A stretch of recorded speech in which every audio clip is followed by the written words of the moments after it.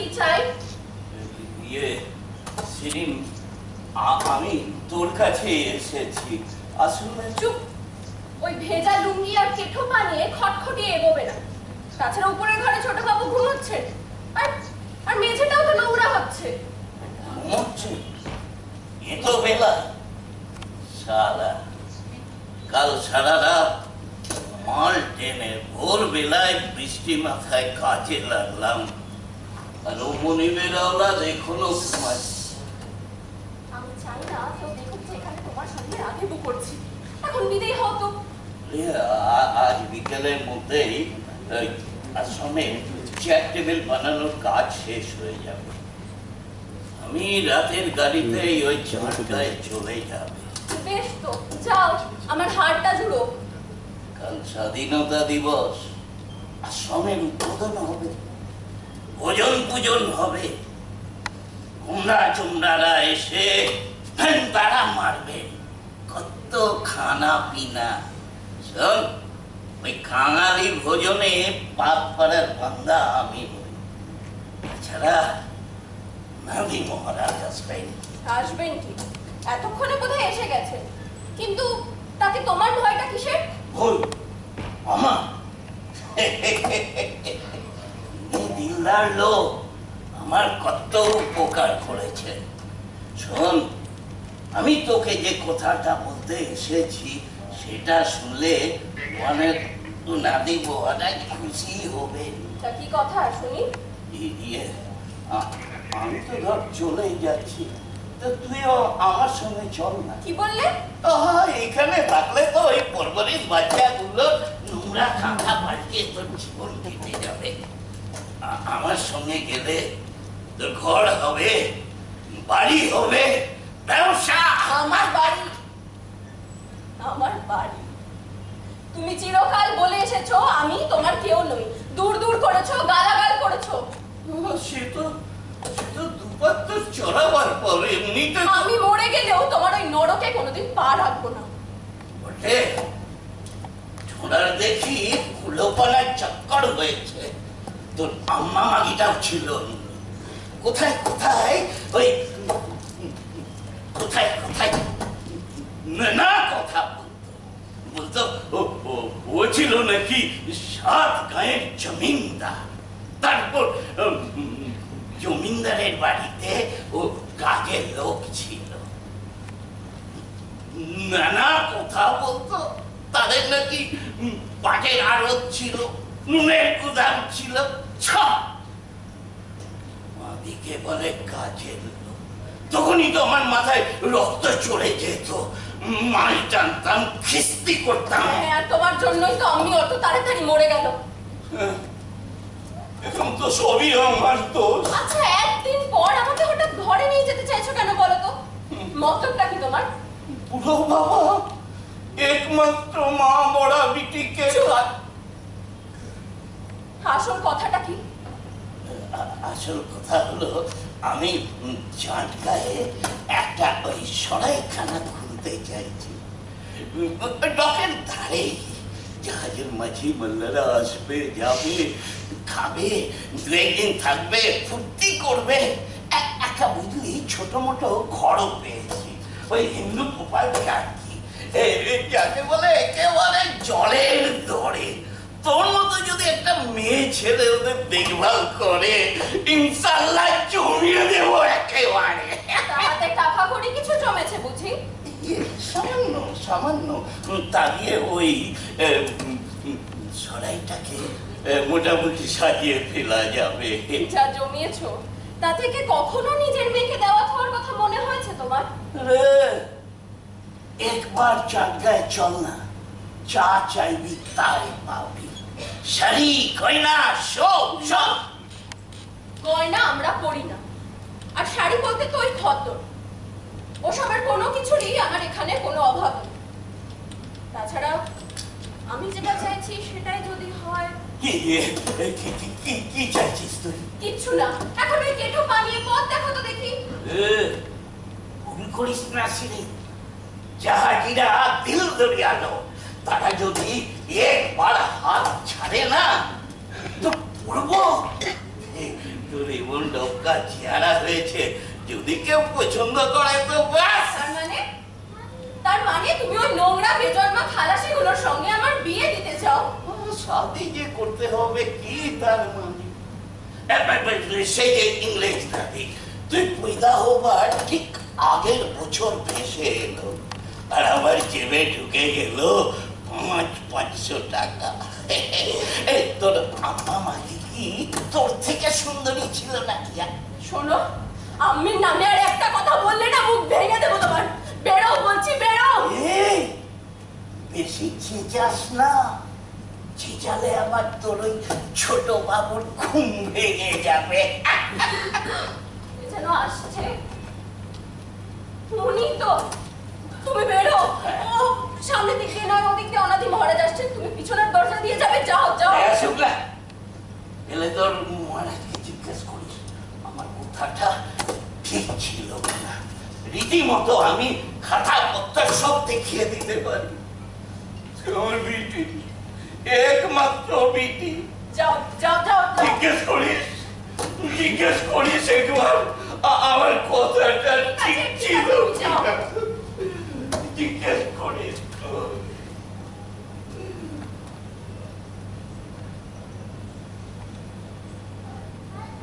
আসুন আসুন, আপনি তো জিতে গেছেন একেবারে।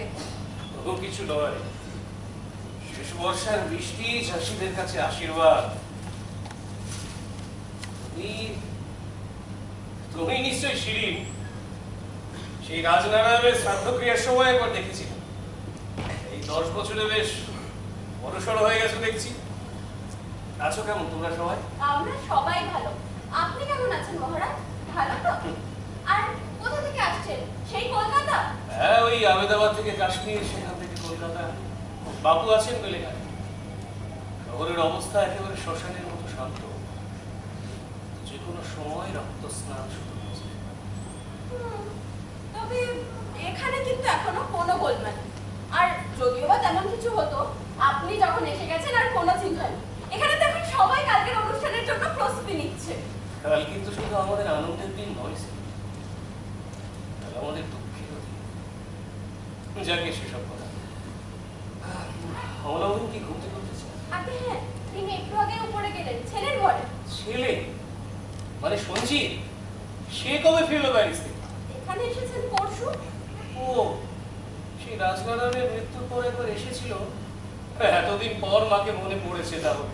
হ্যাঁ, আমি ওদের খবর। আরে না না, এত দূর থেকে এসছে, ক্লান্ত হয়ে ঘুমোচ্ছে বলে। আবার কোনো তাড়া। তবে আপনি একটু বসুন, আমি বরং আপনার জন্য গরম দুধ আর ফল নিয়ে আসি। ওসবের কোনো দরকার নেই। তোমাদের খবর সবর বলো। আফজাল কেমন আছে? ভালো তো। তুমি জানো বোধহয় সে তোমাকে পাত্রস্থ করতে চায়। হ্যাঁ মহারাজ, কিন্তু মহারাজ অমন একটা লোকের সঙ্গে একই ছাদের তলায়। কি বলছো? সে তোমার বাবা? হয়তো তাই, কিন্তু মহারাজ আমি এমন একটা পরিবেশে বড় হয়ে কি করে ওর সঙ্গে মানিয়ে নেব? তাছাড়া আপনি কি পারেন না আমার জন্য একটা অন্যরকম ঘরের কথা ভাবতে? একজন ভদ্রলোক যাকে শ্রদ্ধা করা যাবে, যাকে। নমস্কার মহারাজ। নমস্কার। কেমন আছেন? এর তো ভালোই আছে, কিন্তু দেশের রাজনীতি যে পথে চলছে তাতে থাকছে সব। আপনাকে কথা দিয়েছিলাম আসবো, চলে এলাম ঠিক সময়। তার 25 বছর আপনাকে দেখছি, আপনি চিরকালই পাঞ্চুয়াল। রাজের বাড়ি গেলেন নিশ্চয়ই? হ্যাঁ। শিরিন, মহারাজের থাকার জন্য উপরতলার দক্ষিণের ঘরটা একটু গুছিয়ে দাও। না না, ব্যস্ত হবার দরকার নেই। আমি ওই আশ্রমের অতিথিশালাতেই রাত্রিবাস করব। আর তাতে কালকে উৎসবের পর আমার গাড়ি করতে শুরু করি। বেশ, যেমন আপনার অভিরুচি। সঞ্জীব এসেছে শুনলাম এতদিন পর। হ্যাঁ, হাজার হোক আমি ওর মা। মাকে না দেখে কেউ কি বেশি দিন থাকতে পারে? ও এখানে নামবে ওপর থেকে। প্যারিসের মতো শহরে বাস করেও মনের এই কোমল অনুভূতিগুলো যে নষ্ট হয়ে যায়নি, এর চেয়ে কি ব্যাপার?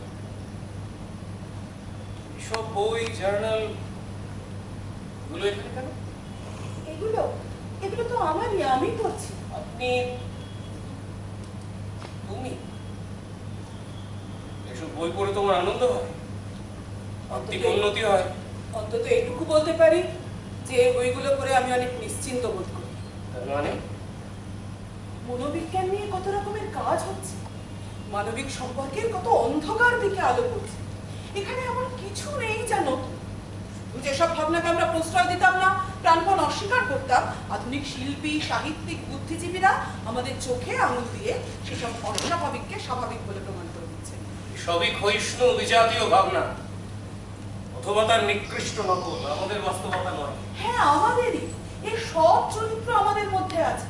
আমাদের কারো ভাবনায় তুমি যেমন ভাবছো তেমন পথে চলে না। মানুষের মন সর্বদা যদি এইসব জটিল অন্ধকার কানাগলিতে হামাগুড়ি দিতে থাকে আর এইসব অতৃপ্তিগুলোকে ধ্রুব বলে মেনে নেয়, তাহলে কে কাকে পথ দেখাবে? কোথায় পাবো আলো? কোথায় মিলবে সত্যি? কি করে টিকবে এই সমাজ? তোমার আর্টিস্ট ছেলে প্যারিসের বুদ্ধিজীবী মেহফিলে বসে এসব নিয়ে চর্চা করতেই পারে। বলে তুমিও যদি এখন আমরা কি অন্য কোনো বিষয় নিয়ে কথা বলতে পারি না? ও হ্যাঁ, দুঃখিত।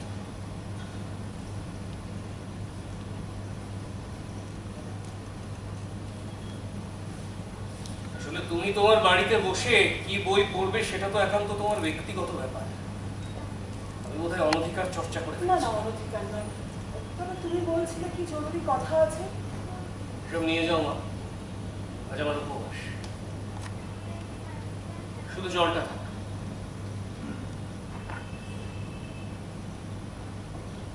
বলো বহিন, আপনার হাতে এখন অনেক কাজ, সামনে অনেক দায়িত্ব, অযথা মনকে বিচলিত হতে দেবেন। এগুলো কি দলিল পত্র?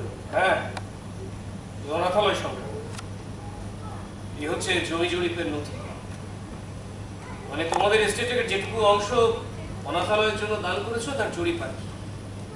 এ হলো নতুন বাড়িটার মঞ্জুরি নকশা। আর এটা দেখ, রাজনারায়ণ সিংহ স্মৃতি অনাথালয় ট্রাস্টি। এটা ব্যাংকের খাতা। 3 মাস অন্তর আমানতি টাকার যে সুদ মিলবে তাই দিয়ে দৈনন্দিন খরচ খরচা চালিয়ে নেওয়া যাবে। বুঝে নাও ভালো করে। ওসব আপনি দেখুন মহারাজ, দায়িত্বটা আপনাকেই নিতে হবে। আমি দায়িত্ব অস্বীকার করছি না, বললে তোমার চিঠি পেয়ে ছুটি আসতাম, কিন্তু তুমি তো খুব ভালো করেই জানো আমি কি সবসময় এখানে থাকতে পারবো? বাবুর নির্দেশ মোতাবেক আমাকে দেশের নানা আশ্রমে বিদ্যালয়ে ছুটে বেড়াতে হবে। তখন না হয় উচিত বৈষ্ণব কাজকর্ম সামলাবেন। ঠিকই, কিন্তু অমলা, এটা হচ্ছে তোমার ইচ্ছায়, তোমার প্রয়াত স্বামীর স্মৃতি।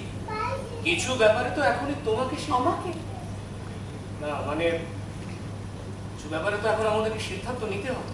যেমন যেমন ধরো এই নতুন বাড়িটাকে ইনশিওর করা হবে, মানে দুর্ঘটনা বিমা। সেটাই তো স্বাভাবিক। আমি তো এস্টেটের যাবতীয় সম্পত্তি, জমি, বাড়ি সবই বীমা করিয়েছি স্বদেশী বীমা কোম্পানির কাছে। হ্যাঁ, তোমার ব্যক্তিগত সম্পত্তির ক্ষেত্রে সেটা খুব স্বাভাবিক, তো এটা তো কারো নিজস্ব সম্পত্তি নয়। এটা মানে এই গোটা প্রকল্পটাই সমাজ কল্যাণের জন্য, বলতে গেলে ঈশ্বরের সেবায় উৎসর্গীকৃত। তো ভালো করে ভেবে দেখো তো, এখানে কোনো দুর্ঘটনা কেন ঘটবে? যদি আমাদের কাজে কোনো অন্যায় না থাকে, চিত্তে পাপ না থাকে, মনে কলুষ না থাকে। হ্যাঁ, এবার একটু একটু বুঝতে পারবে বিহারে ভূমিকম্প কেন হচ্ছে? অন্তত বাবু কি বলেছিলেন, সেটা কি নেহাতি প্রাকৃতিক দুর্বিপাক? সেটা কি অস্পৃশ্যতার পাবে ক্ষুব্ধ ঈশ্বরের হাত থেকে নেমে আসা বজ্রপাত নয়? এখন এই সুমহান উদ্যোগটাকে যদি আমরা গোড়া থেকেই বীমা দিয়ে সুরক্ষিত রাখার চেষ্টা করি, তাহলে লীগ কি প্রচার করবে, আরএসএস কি বলবে, সোশ্যালিস্টরা কি রকাবে? ওরা বলবে ঈশ্বরের সুমহান উদ্দেশ্যের প্রতি আমাদের কোনো আস্থা নেই। স্থানীয় প্রবীণ গান্ধীবাদীরা পূর্ণ হবে। দেখো, ব্যক্তিগতভাবে তুমি আমি কি চাইছি সেটা বড় কথা নয়। এখন শুরুতেই যদি কাগজওয়ালাগুলো পেছনে লেগে যায়, গোড়াতেই যদি আশ্রমের কাজে একটা ধাক্কা লাগে, লাগতেই পারে। সেক্ষেত্রে বেশ কিছু প্রভাবশালী ব্যবসায়ী ও ব্যাংকারদের পৃষ্ঠপোষকতাও আমরা হারাতে পারি। ঠিক আছে মহারাজ, এ নিয়ে আর কথা বাড়িয়ে কাজ নেই। তুমি যেমনটা চাইছো তাই হবে। তার মানে বীমা নয়, তাই তো? না, তো ঈশ্বর না করুন যদি কোনো দুর্ঘটনা ঘটে, সেক্ষেত্রে ক্ষতিপূরণ করার মতো তহবিল কি তোমার এস্টেটের আছে? না। তাহলে পুরো ব্যাপারটাই আমরা ঈশ্বরের কৃপার উপর ছেড়ে দিচ্ছি, তাই তো? দিচ্ছি, কিন্তু গতকালই না আশ্রমে আগুন লেগেছিল। হ্যাঁ, ওই আফজাল যেখানে কাঠের কাজ করে, ভাঙা কাঠ কুটোর কাদায়। অবশ্য ছোট আগুন তখনই নিভিয়ে ফেলা গেছিল। লোকটা সাবধানে একটা দেশলাইও জ্বালতে শেখে। কিন্তু আফজাল কারিগর হিসেবে চমৎকার। হ্যাঁ, যতক্ষণ প্রকৃতিস্থ থাকে। ঠিকই, একে তো ওই ভাঙা পা, তারপর আবার কাজ কামও জুটে না। এই তো এই আশ্রমের কাজটা পাইয়ে দেওয়ার সময় আমাকে 1000 বার আদাব করলো, বললো বহুদিন পর শিরিনের কাছাকাছি গিয়ে কয়েকটা দিন থাকার সুযোগ পাওয়া যায়। তাই বুঝি, কিন্তু শিরিনের কতটুকুই বা দেখভাল করে সে? কেন? শিরিন যে বলল সে প্রায় এখানে আসে, তাকে নিজের কাছে নিয়ে গিয়ে রাখতে চায়। অসম্ভব, ওকে এখানে থেকে অনাথালয়ের বাচ্চাদের দায়িত্ব নিতে হবে। কিন্তু অমলা, বাবার ইচ্ছে তাকেও তো মর্যাদা দেওয়া উচিত। আফজাল জোর কিরকম বাবা সে আমার, এখন আর এই বিষয়ে কোনো কথা না। সঞ্জীব নামছে মনে হয়। ও, আমি ভেবেছি তোমরা খাবার ঘরে রয়েছো। মহারাজ, বজুর বজুর, শিরিন বললো আপনি এসেছেন। কি আশ্চর্য, কিসের আশ্চর্য? কি দেখছেন অমন করে মহারাজ?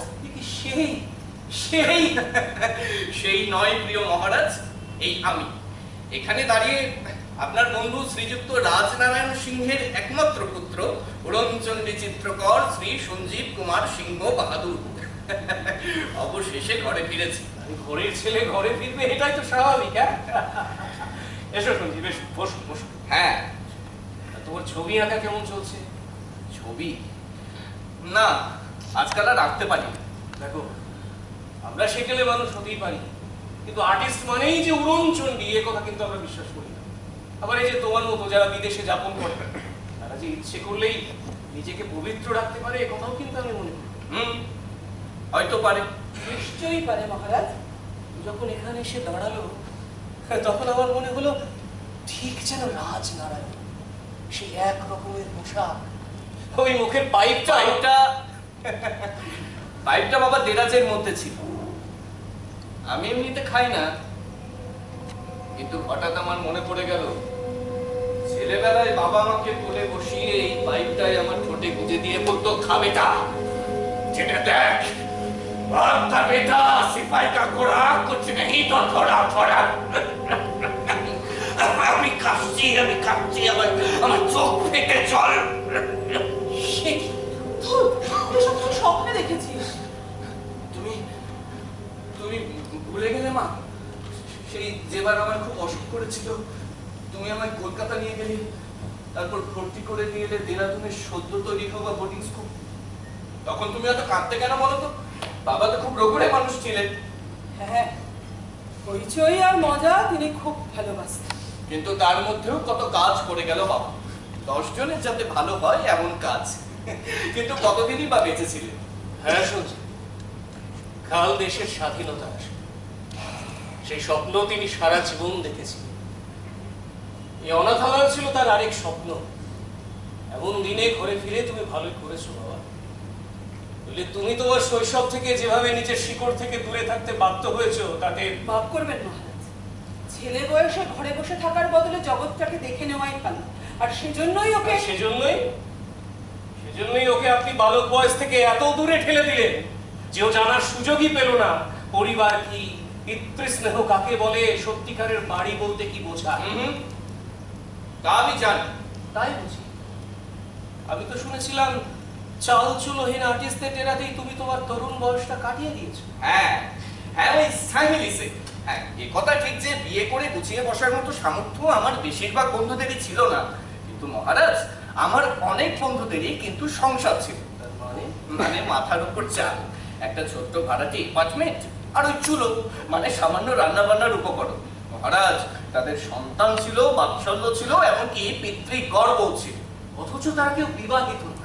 না, ঈশ্বর, সকলের সামনে ওই জারজ বাচ্চাগুলো নিয়ে অবৈধ নীতিহীন জীবন যাপন করে যেত তোমার বন্ধু। আহা, তারা যে বড্ড গরিব। আর তাছাড়া ভালোবাসা যদি থাকেই, তাহলে সহবাস না করে আর উপায় কি? ভালোবাসা? যারা নিজেদের প্রবৃত্তিকে দমন করতে পারে না, তাদের মুখে ভালোবাসার মতো পবিত্র শব্দ মানায় না। সত্যি শুনুন মহারাজ, আপনার মতে নীতিহীনতা, পবিত্রতা এসবের সংজ্ঞা কি তা আমি জানি না, কিন্তু আমার ওই বন্ধুদের তথাকথিত সংসারে আমি কোনোদিনও ঝগড়া শুনিনি, কিস্তি খেউর শুনিনি, এমনকি প্রেমের অভাবও দেখিনি। শুধু ওদেরই যখন কোনো কোনো বড় লোক আত্মীয় ওই মফস্বল থেকে প্যারিসে বেড়াতে আসতেন, মানে স্ফূর্তি করতেন আসতেন আর কি, আর এসে রসিয়ে রসিয়ে ওই মুলারসের নিঃস্বাদের সুরও ঠাল করতেন, তখনই আমি টের পেতাম এই দুর্নীতি কাকে বলে আর অপবিত্রতা কি। আর মনে রাখবেন, ঘরে তাদের সকলেরই বউ বাচ্চা ছিল, ওরা সব এক একজন সমাজের সম্ভ্রান্ত বিবাহিত ভদ্রলোক। ওরা ফিরে গিয়ে হঠাৎ এই প্যারিসটা যেন একেবারে বেরেল্লাপনায় ছেয়ে গেছে। তখন ওই নীতি বাগিসটা এসে আমার ওই গরিব বন্ধুদের ভালোবাসার ঘরটা লালসার বমিতে ভাসিয়ে দিয়ে নিয়ে যেত, তখন কোথায় থাকতো প্যারিসটা? সঞ্জীব, সঞ্জীব তুই চুপ কর, এত উত্তেজনা তোর জন্য ভালো না বাবা। আমি বোধহয় খুব খুব অসুস্থ আর খুব ক্লান্ত। যাই, আমি একটু বাইরে থেকে ঘুরে আসি। এই ঝিরঝিরে বৃষ্টিতে মাথাটা ভিজলে বোধহয় একটু আরাম পাবে।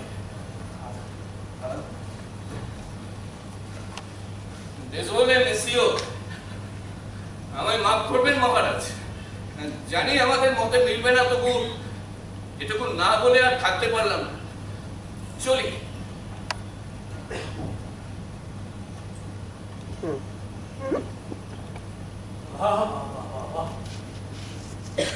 তাহলে এই হলো আমার প্রিয় বন্ধু রাজনারায়ণের সন্তান, আর এই তার নীতি। সে ব্যাপারে তার মা অন্তত কোনো দায়িত্ব স্বীকার করে না। আমার মনে হয় ওর কথাগুলো মিথ্যে না। মানে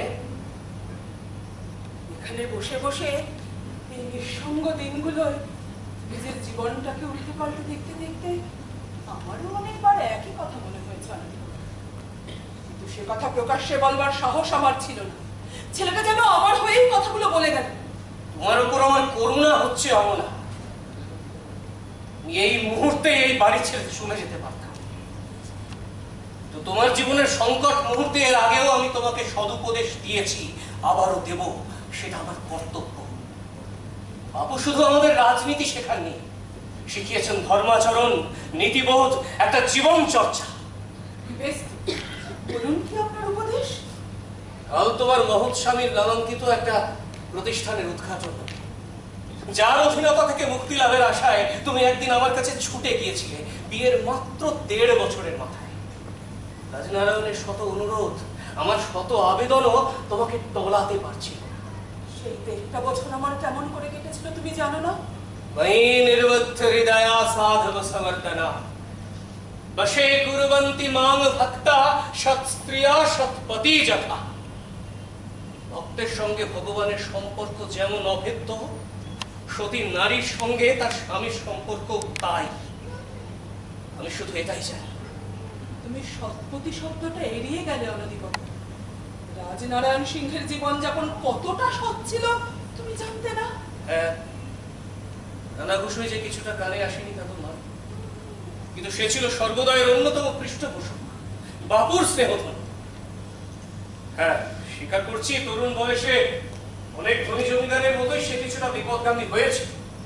স্বীকার করছি তার জন্য তুমি কষ্টও পেয়েছি, কিন্তু তারপর তুমি কি করলে? সোজা গিয়ে হাজির হলে কলকাতায় আমার ডেরায়। তার সুনাম, নিজের সম্ভ্রম, আমার রাজনৈতিক সম্মান কোনো কিছুর পরোয়া করলে না। আমি আমাদের পারিবারিক বন্ধুর কাছে আশ্রয় প্রার্থনা করেছিলাম, সেটা অপরাধ। তুমি আমার বৃহত্তর রাজনৈতিক দায়িত্বের কথা জানতে না? তখন কলকাতায় কংগ্রেসের বিশেষ অধিবেশন, শয়ে শয়ে প্রতিনিধি, তার মধ্যে তুমি একা এক বস্ত্রে আমার কাছে। হ্যাঁ, ভাবতে পারতো লোকে, কত কি রটাতে পারতো। একা এবং কলঙ্কিনী। ঈশ্বরকে ধন্যবাদ, বাপুর আশীর্বাদে তোমার কলঙ্ক মোচন হয়েছিল, তুমি স্বামীর প্রিয়ে ফিরে গিয়েছো। হ্যাঁ, আমি ছিলাম ঈশ্বরের মহতী ইচ্ছের এক ছোট্ট হাতিয়ার। আমি আশ্বস্ত করেছিলাম রাজনারায়ণ তোমাকে ভালোবাসে, নিশ্চিত ভবিষ্যৎবাণী করেছিলাম সে এরপর থেকে নিষ্কলঙ্ক প্রেমময় জীবন যাপন করবে, কিন্তু শেষ পর্যন্ত তো তাই হয়েছিল। অথচ অবলা, তুমি এর পরেও ভুল করবে, দ্বিতীয় ভুল, আর সেটা আরো মারাত্মক। কিরকম? প্রথমে স্ত্রীর কর্তব্য থেকে ভ্রষ্ট হতে যাচ্ছি, তারপর বিচ্যুত হলে মায়ের কর্তব্য থেকে। কমলা, আজ আমি তোমাকে বলতে বাধ্য হচ্ছি, তুমি কোনোদিন কোনো কঠিন ব্রতর মুখোমুখি হতে চাওনি। স্বামীকে বোঝা মনে হয়েছে, অমনি তাকে ত্যাগ করতে চেয়েছো। সন্তান প্রতিপালনকে ভার মনে হয়েছে, অমনি তাকে তুমি পাঠিয়ে দিয়েছো 7 সমুদ্রের পারে। যার ফলে সিংহ পরিবারের ঐতিহ্য, বাপুর শিক্ষা, কোনো কিছু ছাপই ওর মধ্যে পড়েনি। ও হয়ে উঠেছে একটা মূর্তিমান কালা পাহাড়। আর তার গুণগুলো ধরিয়ে দেওয়ার পরিবর্তে তুমি তার তালে তাল দিয়ে চলেছ। যাক, আপনি আপনার বক্তব্য অকুণ্ঠভাবেই জানিয়েছেন। কাল আপনি আমার স্বামীর মহত্বের কথা বক্তৃতায় বলবেন, তাই কালকের দিনটায় এসব কথা না বলে চুপ করে থাকাটাই আমার পক্ষে শোভন হবে। কিন্তু মহারাজ, আজ আমার কিছু বলবার আছে আপনাকে। সাফাই গাইতে চাও? না, কয়েকটা সত্যি কথা আপনাকে জানাতে চাই। আমার সেই পদস্খলনের পর টানা 17 বছর আপনি এস্টেটে পাবেন। ওই শ্রাদ্ধকর্ম উপলক্ষে 10 বছর আগে একবার এসেছিলেন, দুদিনের জন্য, বোধহয় বাপুরই নির্দেশ। সে সময় এক মুহূর্তের জন্য মুখোমুখি আপনার সঙ্গে বসবার সুযোগ হয়, আর তারপরে এই আসে, কারণ অনাথালয়ের দায়টা এড়ানোর উপায় ছিল না। আসতে পারিনি, তার কারণ আমি। কারণটা কি? রাজনৈতিক ব্যস্ততা, নাকি এই কলঙ্কিনী মহিলার থেকে নিজেকে দূরে সরিয়ে রাখার সতর্ক চেষ্টা? কোনটা? কি বলছো তুমি? বলছি, আপনার সেই ভবিষ্যৎবাণী নিশ্চিতভাবে ব্যর্থ হয়েছিল। আপনার আমাকে ঘরে ফিরিয়ে দেবার পরেও টানা 17 বছর ধরে তিনি ছিলেন একই রকম মাতাল, উচ্ছৃঙ্খল, লম্পট। লম্পট? এসবের বিন্দু বিসর্গ তো কোনোদিন আমাদের কানে এসে পৌঁছয়নি, কারণ আমি গোপনে রেখেছিলাম। দিনের পর দিন দাঁতে দাঁত চেপে লড়াই করেছি নিজের সঙ্গে।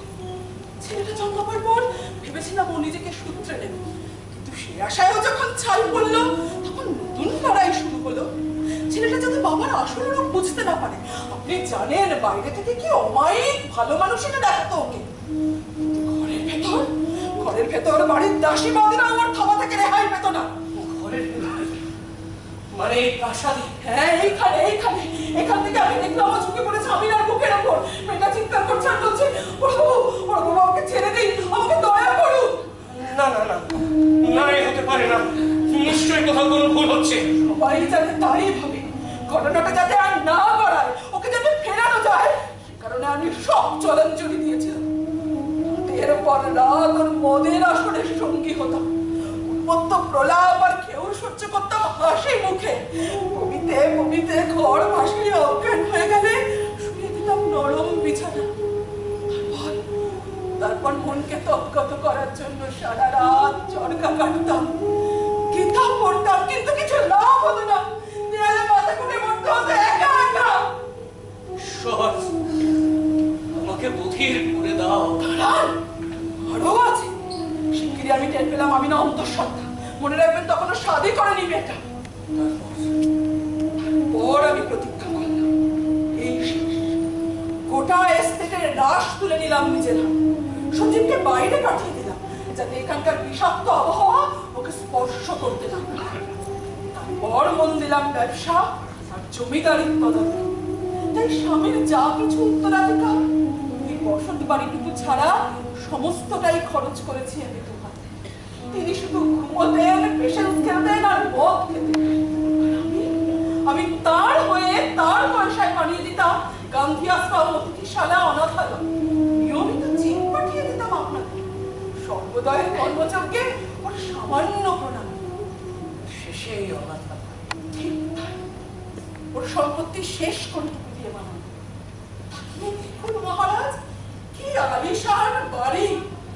দেখুন, পাপের মুখোশ কত জমকালো হতে পারে। পাপের মুখোশ? নিশ্চয়, যদি কোনোদিনও আমার স্বামীর ভুল, অন্যায় আর পাপগুলো জানাজানি হয়ে যায়, ওকে চুপ করে বিশ্বাস করবে না। কারণ এসব অনাথালয়, অতিথিশালা, হাসপাতাল, সভা সমিতি, আপনাদের বক্তৃতা, জনতার হাততালি, সবে তার জয় গাথা ঘোষণা করে চলবে। মা, হ্যাঁ, তোমরা খেয়েছো? হ্যাঁ, আজ তো আমাদের উপবাস বাবা। ও, আমি কিন্তু 2টো স্যান্ডউইচ খাবো আর 2 প্লেট আপসা। আপসা? মানে মদ এই সকালবেলা? সরি মহারাজ, অভ্যেস হয়ে গেছে। তুই ঘরে যা, আমি পাঠাচ্ছি। শিরিন, শিরিন, শিরিন, ছোট বাবুকে একটা স্যান্ডউইচ দাও, আমি আসছি।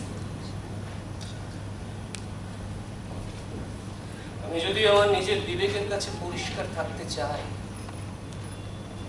তাহলে কালকের অনুষ্ঠানে আমি কি বক্তব্য রাখবো, কি বলবো আমি? ও কিছু নয় মহারাজ, আপনি ঠিকই সামলে দিতে পারেন। আর তো মাত্র একটা দিন, তারপরে এই ভয়ানক দীর্ঘ প্রহসনের শেষ। এই এস্টেট থেকে, ওর স্মৃতি থেকে আমার আর আমার ছেলের চিরকালের মতো ছুটি।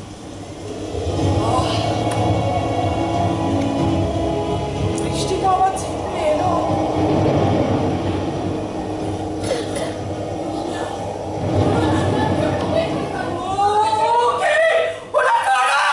কি হচ্ছে অমলাবতী? আপনি অবাক করছেন কেন? আমি দেখলাম ওরা ফিরে এসেছে। সেই আবার ফিরে এসেছে। কি দেখলেন? কারা ফিরে এসেছে? একই রকম, একই জায়গায়।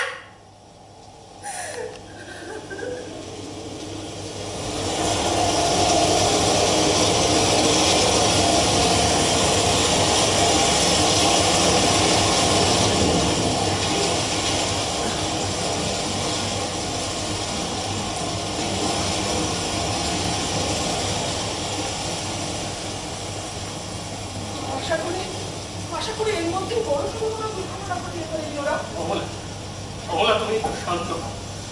দেখো, যদিও এসব ব্যাপারে আমার কোনো অভিজ্ঞতা নেই, তবু বলছি এটা একটা সাময়িক ব্যাপার, এটা যৌবনের উচ্ছ্বাস, একটা আমিনার প্রতি অভিযান করতে আমি বাধ্য হয়েছি।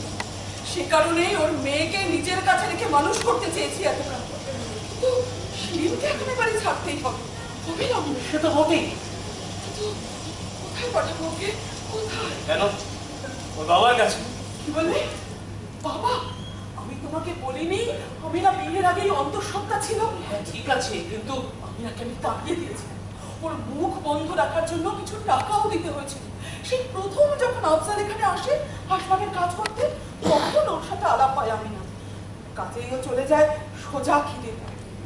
আমি ওকে বলেছিলাম এক ইংরেজ নাবিকের পাল্লায় পড়ে ওর এই অবস্থা হয়েছে। প্রয়োজনে যেন এটাই বলে। ওর দুলহাকেও সম্ভবত তাই বলেছিল মেয়েটা। আমি তখন বাপুর সঙ্গে কলকাতায় চিত্তরঞ্জন সেবা সদনে অনুষ্ঠান। হঠাৎ আফজাল আমার পায়ে এসে পড়লো। ওনাকে বিয়ের আগে ওর প্রেমিকার সঙ্গে এমন আশনায় করে ফেলেছে যে তখন ভয়ে অনুতাপে হাউ হাউ করে কাঁদছে। ওটা এত বড় মিথ্যেবাদী। অমলা, অমলা, তুমি ওকে কত টাকা দিয়েছিলে? 500 টাকা। 500 টাকা? ওই টাকাটার জন্য আমার সঙ্গে এমন প্রতারণা করতে ওর লজ্জা করলো না? ওনাকে বাপুর ভাব শিষ্য ছি। আচ্ছা অনাদি বাবু, আমিও তো একটা অধঃপতিত মানুষকে বিয়ে করেছিলাম, তার টাকা আছে সেই আকর্ষণে। কি করছো তুমি অমলা? আমার মা ছিলেন গরিব শুধু। গোরাবের আশ্রমে তোমরা মায়ের কাছে চরকা কাটা শুনতে। আর আমি কতই বা বয়স তখন, 15, 16। আমি হা করে তাকিয়ে থাকতাম তোমার মুখে। পুরোনো কথা এখন কেন তুলছো অমলা? আমি তখন নবীন ব্রহ্মচারী, আমার চোখে চোখ রাখতে ভয় লাগতো। তাই তড়ি ঘড়ি এত দূরে পাঠিয়ে দিলে। বিয়ে করো। আর পাত্রটিও চমৎকার, একে ধনী, তার বাবুর ভাবশিষ্য, তোমার বাল্যবন্ধু। আমার মাও সাগ্রহে মত দিয়েছে। ভাবি জামাই ঐশ্বর্য দেখে আমার চোখ ধাঁধিয়ে গিয়েছে। তো আমার আফজাল বিয়ে করেছিল 500 টাকার জন্য, আর আমি 1 লাখ। ব্যাপারটা কত একই রকম, তাই না? তোমার বিয়ে হয়েছিল শাস্ত্রসম্মত ভাবে, আইন মোতাবেক, কয়েকশো সুভদ্র রুচিশীল মানুষের উপস্থিতি। হ্যাঁ, শাস্ত্র, আইন, ভদ্রতা, সুরুচি, আমার আমার মাঝে মাঝে কি মনে হয় জানো, এসব রূপকে কাপ থেকে ছেড়ে ফেলতে না পারলে আমরা কখনো সত্যকে প্রকাশ করতে পারবো না। তার মানে স্বামীর আসল রূপটা চেপে রাখা আমার উচিত হয়, কিন্তু আমি খুব ভদ্র ছিলাম, খুব রুচিশীল। যদি আমি সত্যি সাহসী হতাম তাহলে সঞ্জীবকে ডেকে বলতাম, শোনো বাছা, তোমার বাবা ছিলেন একজন আপাদ মস্তক মাতাল, লম্পট, ভোগী, স্বার্থপর মানুষ। অথচ তুমি তা করনি, বরং তার উল্টোটাই করেছো। অজস্রবার আমি চিঠিতে লিখেছি বাবার মহত্ব আর দানশীলতার কথা। কি করেছো? পিতামাতাকে সম্মান করা প্রত্যেক সন্তানের কর্তব্য। তোমার সন্তান যাতে সেই আদর্শ থেকে বিচ্যুত না হয়। কিন্তু সত্য আদর্শ, এই আদর্শর কথা বলছি। আর আমি বলছিলাম আমার দৃঢ়তা। যদি সত্যিই সে সাহস নিজের মধ্যে সঞ্চয় করতে পারতাম, তাহলে সঞ্জীবকে ডেকে বলতাম, তুমি শিরিনকে বিয়ে করো, অন্তত সঙ্গিনীর মর্যাদা দাও, শুধু প্রহসন করো না। রাজনারায়ণের ছেলের সঙ্গে একটা মুসলমান, তাছাড়া অমলা, ওদের মধ্যে যে সম্পর্ক, তুমি পাগল হয়ে গেছো। তোরা যদি সত্যি পরস্পরকে ভালোবাসে, ভালোবাসা, ভালোবাসা কি আপনি ভালোবাসা বলেন? মহারানী মহারাজ, আপনি সত্যি মনে করেন যেসব দম্পতি জাতি, বর্ণ, গোত্র মেনে শাস্ত্র মতে, আইন মোতাবেক বিয়ে করেছে, তারা পরস্পর সবাইকে খুব ভালোবাসে? না, প্রত্যেকের মধ্যে এমন পবিত্র ও নিবিড় সম্পর্ক আছে, আমি তা মনে করি না। কিন্তু দাম্পত্য আদর্শ অনুযায়ী সেটাই হওয়া উচিত। আপনি নিজেকে ভীতু বলছেন, অথচ হ্যাঁ, আমি ভীতু। আমি সব সময় ভয় কুকড়ে থাকি। ভীতেরা আমাকে ঘিরে থাকে। সকালে সঞ্জীব আর শিরিনকে দেখে আমি ভয় পেয়েছিলাম, কিন্তু আসলে আমরা সবাই প্রেম, শুধু বাপ মায়ের কাছ থেকে নয়, যুগ যুগ ধরে চলে আসা আরো অনেক অন্ধবিশ্বাস, অন্যায়, কর্তব্য, ভুল আদর্শ আমরা উত্তরাধিকার সূত্রে পেয়ে থাকি। সেগুলো সবসময় জ্যান্ত থাকে না, কিন্তু তার শিকড় থাকে। সুযোগ পেলেই ঘাড়ে চেপে বসে, ফুটে বেড়ায় সারা সমাজে, আমাদের মনে, ভাষায়। একটা খবরের কাগজের পাতা উল্টালেও আমি দেখতে পাই লাইনের ফাঁকে ফাঁকে প্রেতেরা শুয়ে আছে। সারা সমাজটা ছেয়ে গেছে বালির কণার মতো। জঘন্য বইপত্রগুলো পড়ে এসব কথা আপনার মাথায় ঢুকেছে? মোটেই না, বরং আপনি আমাকে এসব ভাবতে বাধ্য করেছেন। আমি? আপনারা সবাই মিলে যখন আমাকে ন্যায় আর আদর্শের সঠিক রাস্তায় ফিরিয়ে দিলেন, যে অন্যায়ের বিরুদ্ধে আমার সমস্ত দেহ মন বিদ্রোহ করে উঠেছিল, তাকে মেনে নেওয়াটাই কর্তব্য বলে বুঝিয়ে দিলেন, সেদিনই আমি বুঝেছিলাম ভবিষ্যৎ প্রজন্মের জন্য কোন উত্তরাধিকার আপনারা রেখে যাবেন। মহারাজ, আমি শুধু একটা সেলাই খুলতে চেয়েছিলাম, ধীরে ধীরে সমস্ত সেলাইগুলোই খুলে গেল। আমি বুঝতে পারলাম সবটাই আসলে একই সুতোয় বোনা। অমলা ভগিনী,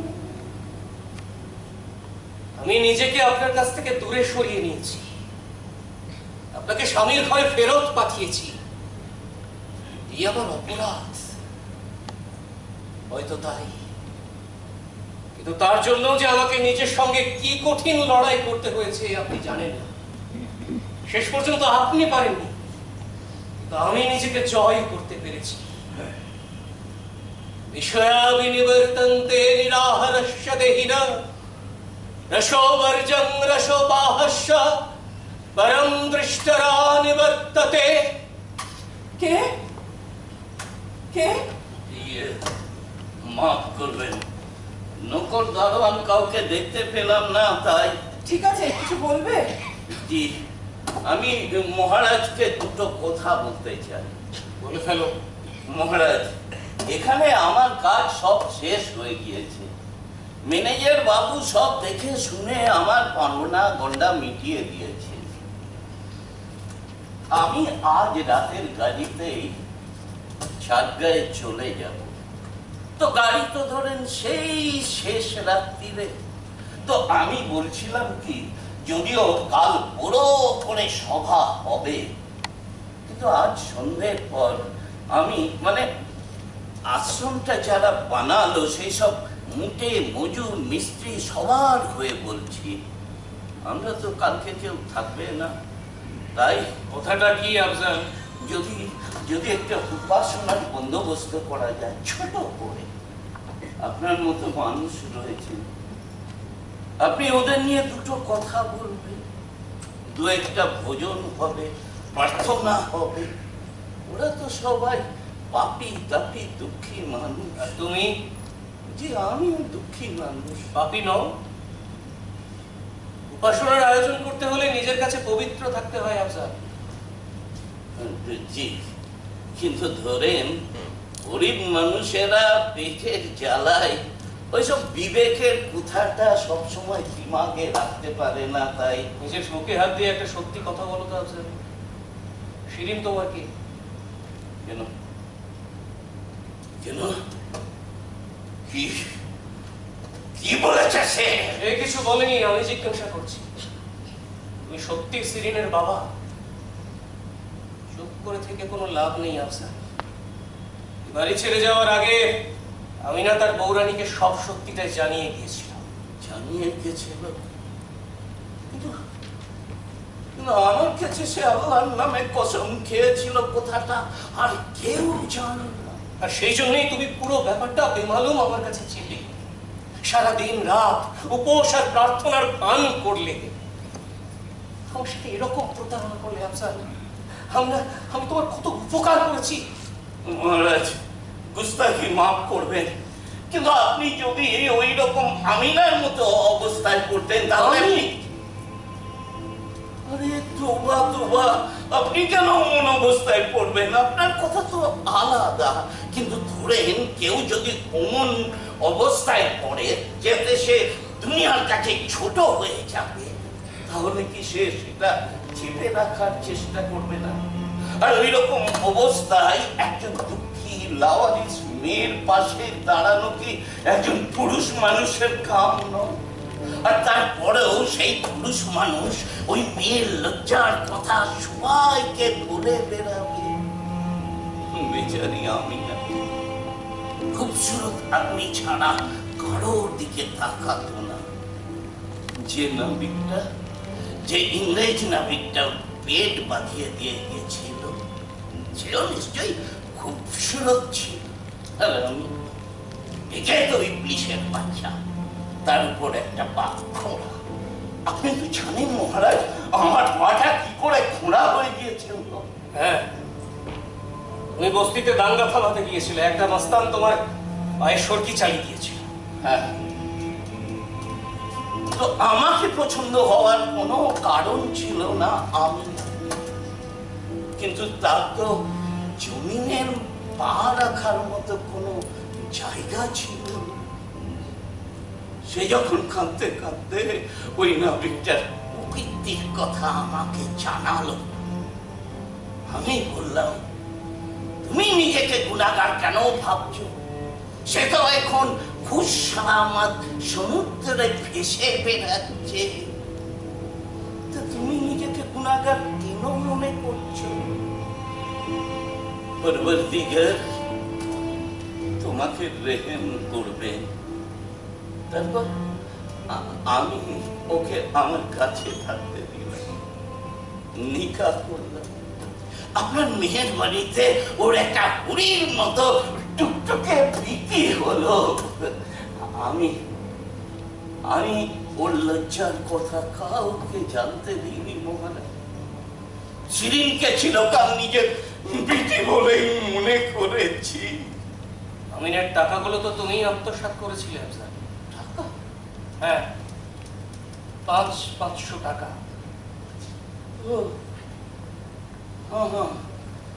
আমি না আমাকে কয়েকটা নোট দিতে এসেছিল, কিন্তু সে তো আমি নিইনি মহারাজ। না, আমি বলেছিলাম ওটা তোমার কাছে রেখে দাও, মেয়েটাকে মানুষ করতে কাজে লাগবে। তাই তো লেগেছিল মহারাজ। আমিনার যখন ইন্তেকাল হলো, শিরিন তখন 6 বছরে। তারপর তো বহুরানী ওকে নিয়ে, আমি তার লজ্জার কথা কাউকে জানাইনি মহারাজ। হয়তো আমি না কাজটা ঠিক করেনি, হয়তো ওই টাকা ওই সারা নাবিকটার মুখের উপর ছুঁড়ে ফেলাই উচিত ছিল। কিন্তু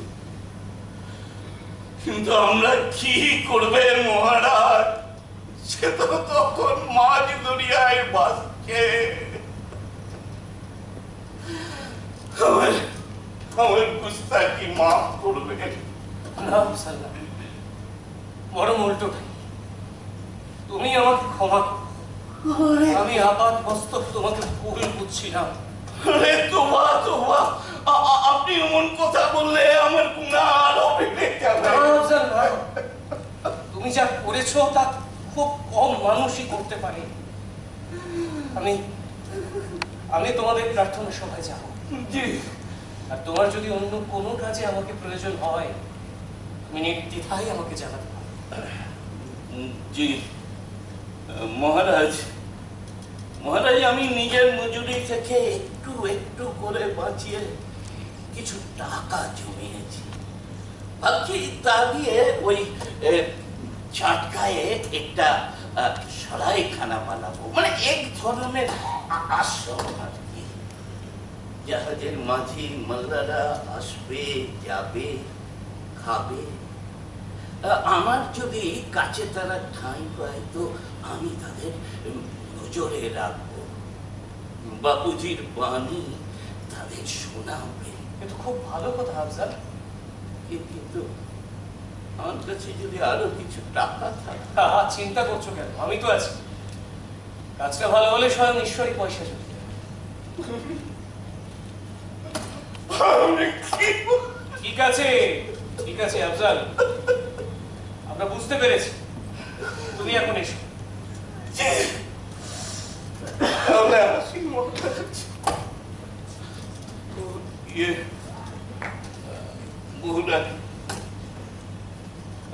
আমি যাচ্ছি শিরিনকে দেখবে। মেয়েটার কথা বললে আমার দিমাগ খাক হয়ে যায়।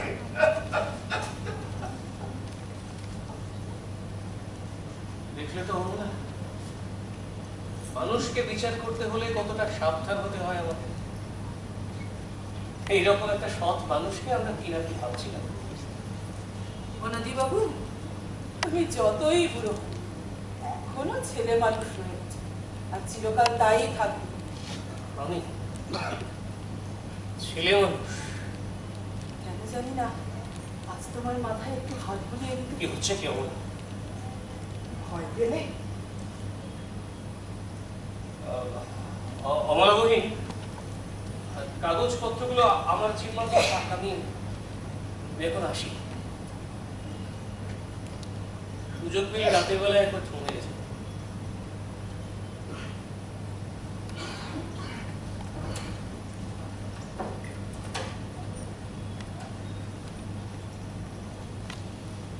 তুই তুই এখানে কতক্ষণ? আমি ওই ওপরে সিঁড়ি ঘরে বসে পাইপ টানছিলাম। মহারাজ চলে গেছে। হ্যাঁ, এক্ষুনি ওই আশ্রমের দিকে গেল। কিন্তু বাবা সঞ্জীব, তুই এত মদ খাস না। মা, আমার কি হয়েছে বলো তো? আজকাল কোনো কাজেই আমি আর ঠিক মতো মন বসাতে পারছি না। আমার কাছে এসে একটু বস আয়। আচ্ছা মা, আমি এখানে এসেছি বলে তুমি সত্যি খুশি হয়েছো? শোনো কথা, আমি না তোর মা। কিন্তু এতকাল তো আমাকে ছাড়াই তুমি দিব্যি থাকতে পেরেছো মা। সঞ্জীব, আমি থাক মা, ও প্রসঙ্গ থাক। আমি বরং তোমাকে একটা অন্য কথা বলি। কথাটা তোমার জানা খুবই দরকার। আমি চিঠি লিখে জানাতে পারতাম, কিন্তু সঞ্জীব, আচ্ছা মা, ধরো যদি আমি আর কোনোদিন তুলি না ধরতে পারি, যদি আমাকে মরার মতন একটা বিছানায় শুয়ে থাকতে হয়, যদি আচ্ছা মা, মা তুমি কি মনে করো আমি একটা লম্পট? সঞ্জীব, কেউ তোমার সম্পর্কে এই কথা বিশ্বাস করবে না বাবা। তাহলে এমন হলো কি করে? কি হয়েছে? বছর 7-8 আগে হঠাৎ মাথা ঘোরা শুরু হয়। আমি প্রথমে পাত্তা দিইনি, তারপর ধীরে ধীরে আমার হাত পা গুলো কেমন যেন সব কুঁকড়ে যেতে লাগলো। আমি কাজ করতে পারছিলাম না। মনে কিছু ভাবতে গেলে আমার মাথা ঘুরতো, আর শরীরটা কেমন কেমন যেন পাক খেত, আর তারপরে শুরু হতো যন্ত্রণা। মনে হতো মাথার পেছন থেকে ঘাড় পর্যন্ত কেউ একটা লোহার স্ক্রু ঢুকিয়ে প্যাচ কষে যাচ্ছে। কি ভয়ঙ্কর! হ্যাঁ, দেখিয়েছিলাম মা, খুব খুব বড় ডাক্তার। আমার কষ্টের কথা শুনে তিনি আমার পরিবার, আমার জীবনযাপন সম্পর্কে নানান প্রশ্ন করলেন। তারপর বললেন, ভিউস এন্টিয়ে মিপে তেলা দেশোস। তুমি একটা পোকাই খাওয়া মানুষ, আর এই রোগটা এসেছে তোমার জন্মসূত্রে। বললেন, বাবারা যে পাপ করে ছেলে মেয়েদেরও নাকি সেই পাপের ফল ভুগতে হয়। কিন্তু মা, আমি বাবাকে ডাক্তারকে সব কথা, বাবার কথা বুঝিয়ে বললাম। মা, আমার বাবার খ্যাতি, আদর্শবাদ সব শুনে তিনি মানতে বাধ্য হয়েছিলেন যে তার রোগ নির্ণয়ে ভুল হয়েছিল। ভুল। আর তারপরে আমি জানতে পারলাম, আমার দ্বিতীয় সম্ভাবনাটার কথা জানতে পারলাম। আমার আসল অসুখটা কি, যার জন্য আর কেউ নয়, আমি নিজে। কি? ওই আনন্দ ঝলমলে আর্টিস্ট বন্ধুদের সাথে মিশতে যাওয়াটা আমার উচিত হয়নি মা। কারণ আমি জানি না আমি তোমাকে সবটা বুঝিয়ে বলতে পারবো কিনা, কিন্তু আমার নিজের স্বভাবের মধ্যেই এমন একটা কিছু আছে যে আমাকে ওই অন্ধকারের দিকে টানে। ডাক্তার বললেন, এভাবে চলতে থাকলে ধীরে ধীরে আমার কাজের ক্ষমতা, কল্পনা শক্তি সব কমে যাবে। মাগো, যদি আমার এই অসুখের জন্য আমি অন্য কাউকে দায়ী করতে পারতাম তাহলে হয়তো আমি বেঁচে যেতাম। না, আমি তোমাকে কিছু লুকোচ্ছি না। তবে একটা কথা, আগে তুমি আমায় বলো যে আমি যদি তোমার কাছ থেকে কিছু চাই, তুমি কোনোভাবে আমার সবকিছুই তোর, সঞ্জু। ওই শিরিন,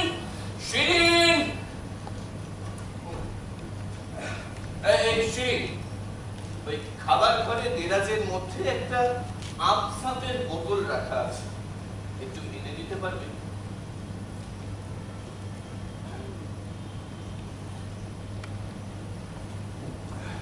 মা, এই শিরিনকে তোমার কেমন লাগে?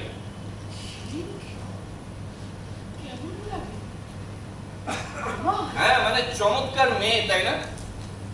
সঞ্জীব, শিরিনকে আমি যতটা চিনি তুই ততটা চিনিস না। এরকম মধ্যে অনেক রকমের গোলমাল রয়েছে। কিন্তু মা, ও এত বাহ, চমৎকার।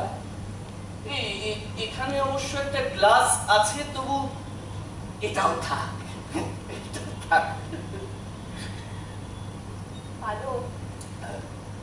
আলোটা জেলে দেবো? দাও। সঞ্জীব, শিরিনকে আমি স্নেহ করি, আমি চাই না ওর কোনো ক্ষতি হোক। ক্ষতি? মাই শিরিনী একমাত্র মানুষ যে আমাকে মুক্তি দিতে পারে।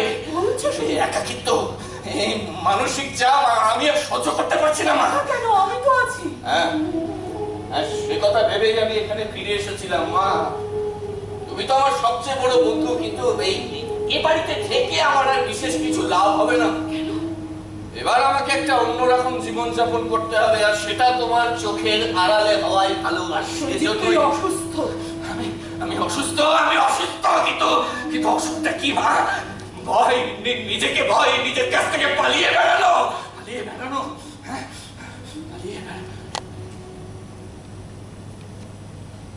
মা, তোর তো একজন সঙ্গীর প্রয়োজন, তাই না? কিন্তু তুমি তো কখনো খাওনি। তাতেই কি? আজ তোমার উপবাস। তাতেই বাস। আচ্ছা সঞ্জীব, শিরিন নিজেই তোমাকে কিছু বলেছে? না মা, আসলে আমি এর আগে যখন বাড়ি এসেছিলাম তখন ওর বয়স কত, ওই 12 কি 13, তাই না? ও আমাকে প্রায় প্যারিসের কথা জিজ্ঞেস করতো, আমি ওকে টুকটাক উত্তর দিতাম। একদিন খেলার ছলে ওকে জিজ্ঞেস করলাম, তোমার বুঝি প্যারিস যেতে খুব ইচ্ছে করে? ও লজ্জায় লাল হয়ে বলল, করেই তো। আমি ওকে বললাম বেশ বেশ, তাহলে তাহলে আগে ভাষাটা শেখো। এই বলে আমি ওকে একটা ফ্রেঞ্চ প্রাইমার কিনে দিয়েছিলাম মা। তারপর যথারীতি ভুলে গিয়েছিলাম ওর কথা। ওকে তো ভুলেনি মা, ওকে তো ভুলেনি। এবার আমি এখানে আসার পর ওকে প্রশ্ন করলাম, কি আমি এখানে আসায় তুমি খুশি হয়েছো তো? ও বললো, সে তো হয়েছি, কিন্তু আমার ওদেশ যাওয়ার কি হলো? মা, ও মা, ওকে ওকে এবার এখানে ডাকি। তুমি তুমি অবশ্যই মা। আমার স্তোক বাক্যটাকে সত্যি বলে ধরে নিয়েছে। সত্যি সত্যি প্রাণপণ অধ্যাবসায় ও ফরাসিটা শিখতে পেরেছে মা আমার দেওয়া ওই ফ্রেঞ্চ প্রাইমার থেকে। আজ দুপুরে সিঁড়ি ঘরে ওকে আমি দু হাতের মধ্যে ধরেছিলাম, দেখলাম ওর চোখ দুটো যেন বাঁচা আনন্দে ভরপুর। বাঁচা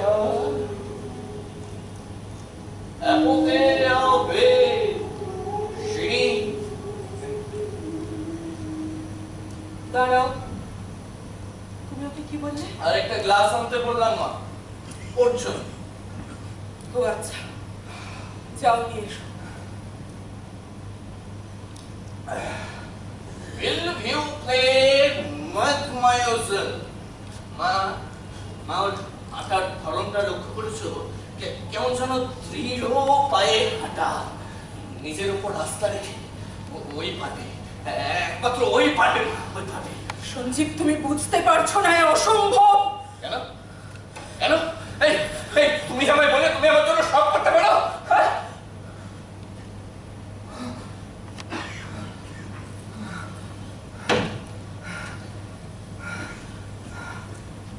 এসো শিলা, বসো।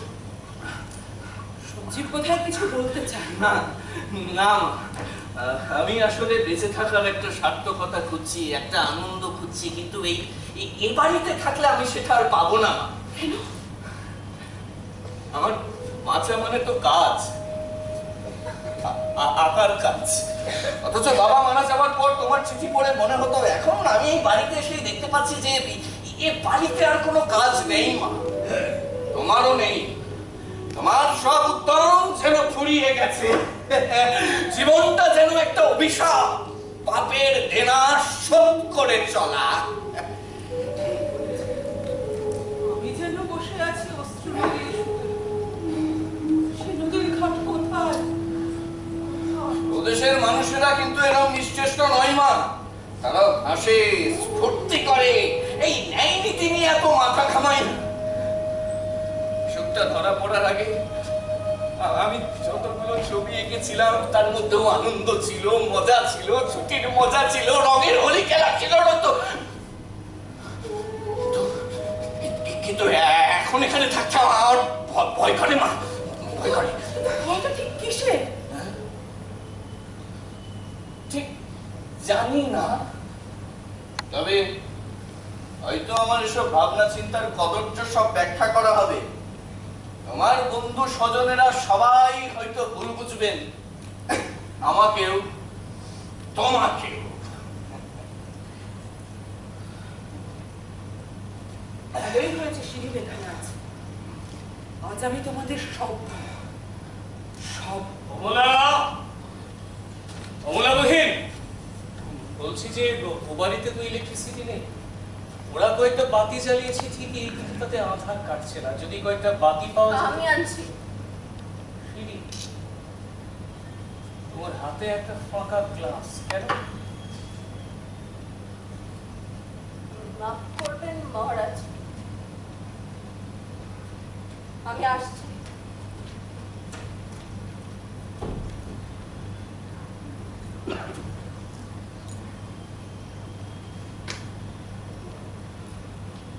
কিছুক্ষণ আগে আমার সঙ্গে আফজালের কথা হচ্ছিল।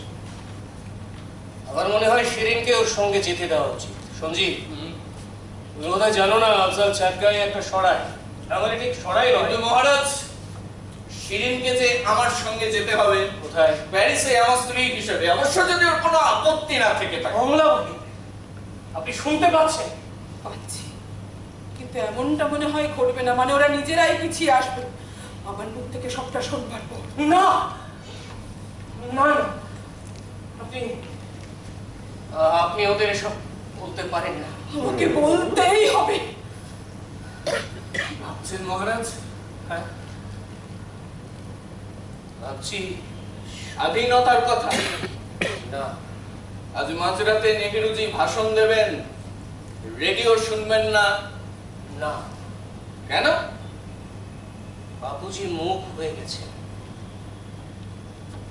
তো আমাকে তো কালকের সভায় কিছু বলতে হবে। ভাবছি কি বলবো। কি বলবেন? সঞ্জীব, হ্যাঁ? তুমি গীতা পড়েছো? গীতা? না। अथो चेततमेमं धर्मं संग्रामं न करिष्यसि ततः सधर्मं कीर्तिञ्च्व हित्वा पापुमव्यप्स्यसि तथा यशन्ति ते लोक्यं सम्भावितस्व च कीर्ति मरणादतिरिच्यते भयात्रणादुपरतं वंश यन्ते तं महारथा येषां च त्वं बहुमतो भूत्वा यशसि लाघवम्।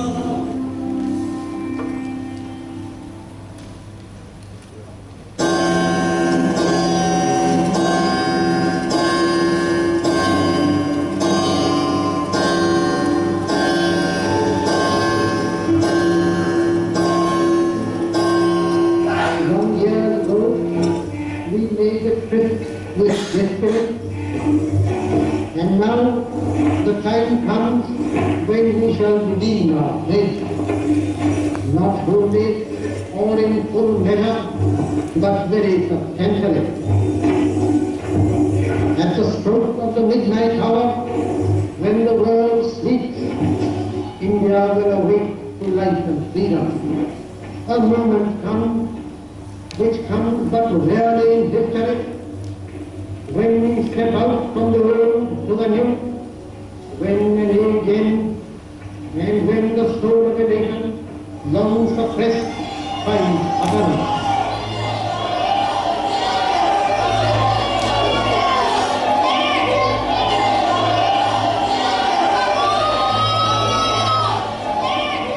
ছোট বাবু, ছোট বাবু, আপনি এখানে? ওদিকে যে সব পুড়ে খাওয়া হয়ে গেল।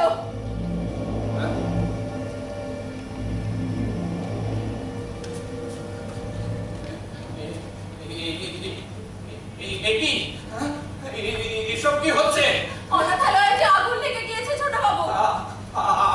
আগুন? মা কোথায়?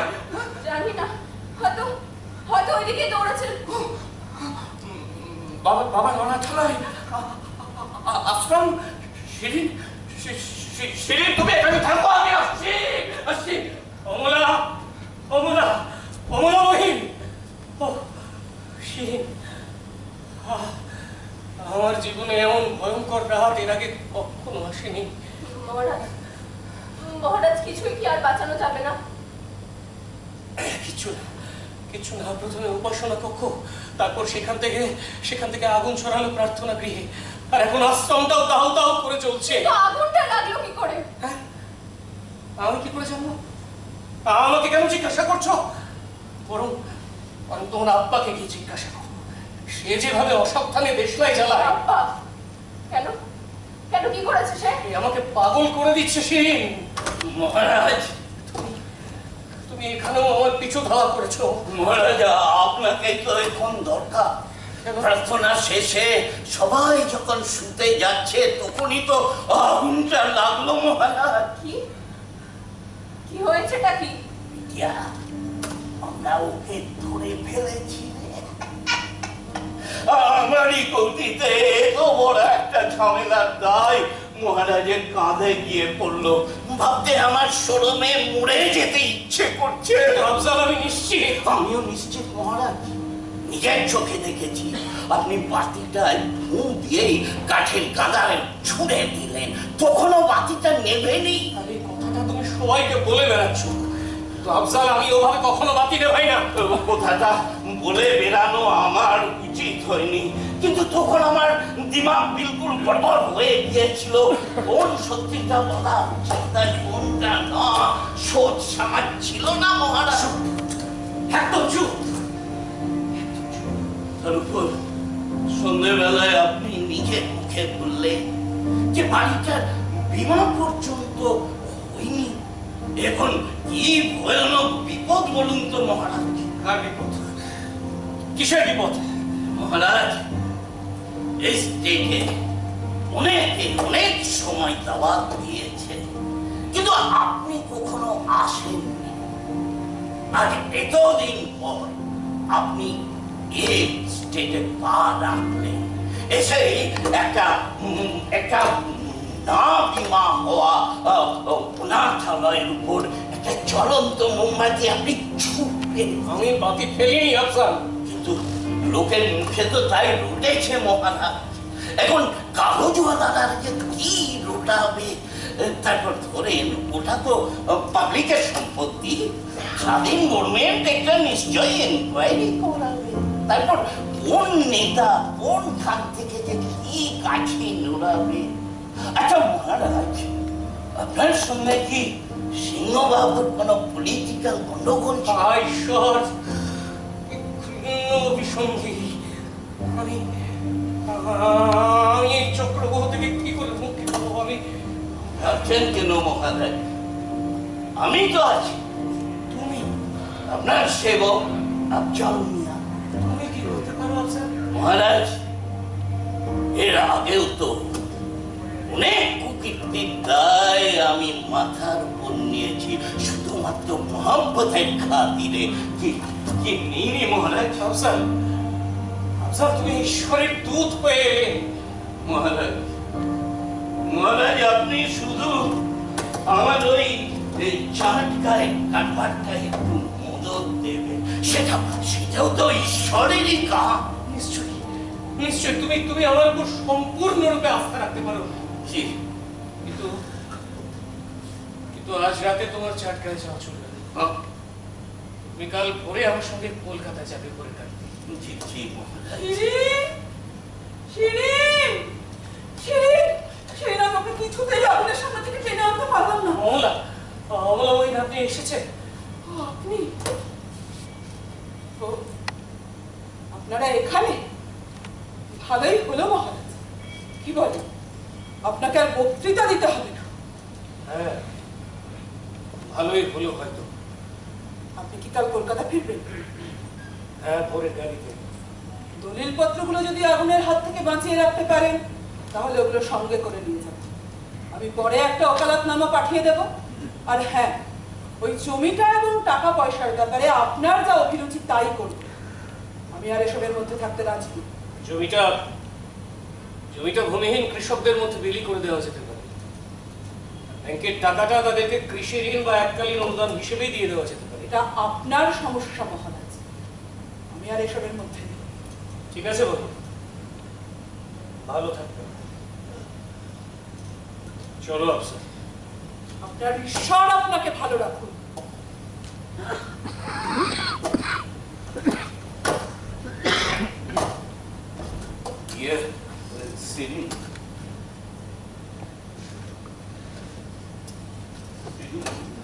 যাবি আমার সঙ্গে? না,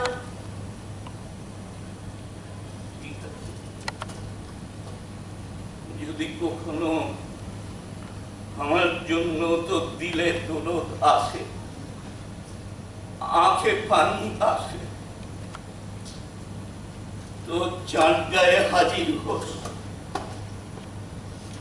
আমি আশ্রমটার নাম রাখবে রাজনারায়ণ অতিথি নিবাস। যদি আমার মর্জি মতো চালাতে পারি সেটাই হবে বুড়ো বাবুর আসলি মানের জায়গা। আমি চলি চলে চলে মহারাজ। রাজনারায়ণ অতিথি নিবাস, সেটা কি? ওই যে সরাইটার কথা মহারাজ সন্ধ্যাবেলা বলছিলেন। ও সত্যি যদি ওই নামটা রাখে তাহলে তো বাড়িটা পুরো ছাই হয়ে যাবে, বাবার কোনো স্মৃতি অবশিষ্ট থাকবে না। যেমন দেখো আমিও পড়ছি, আমি পড়ছি। কথা নেই, চল ভেতরে গিয়ে একটু চোখে মুখে জল দিয়ে একটু ঘুমিয়ে নি। না না মা, রাতের পর রাত আমি শুধু ঘুমানোর ভান করি মা। আজ তো আরোই, তো হয়তো কিছুক্ষণ পরেই আমি ঘুমিয়ে পড়তে পারবো, কিন্তু এখনই নয় মা। ও মা, তোমার কি ঘুম পাচ্ছে? আমার পাশে একটু বসো না, আমার পাশে একটু বসো, বসো বসো। শিরিন, শিরিন, তুমি বসো বসো। আচ্ছা তুমি আমায় সঞ্জীব বলে ডাকো না কেন? কি মা কিছু মনে করবে? এই তোমার ভয়? বসো শিরিন, তুমি হয়তো খুব শিগগিরই ওকে নাম ধরে ডাকবার অধিকার পাবে, তবে আমি যা বলবো সবটা শোনবার পর কি করণীয় তা তোমাদেরই সিদ্ধান্ত নিতে হবে। আমি কিছু শুনছি, বুকের উপর যে পাথরটা চেপে বসে আছে আমি সেটা নামিয়ে দিতে পারি। সত্যি সত্যি পারবে মা? চেষ্টা করো। ছোট বাবু আপনার শরীর খারাপ করছে? চুপ চুপ চুপ চুপ চুপ। এখন শুধু মা কথা বলবে, মা মা মা। সুজিত, তুই সেদিনকে বাঁচার আনন্দের কথা বলছিলি, তোর বাবাও তাই চাইতেন।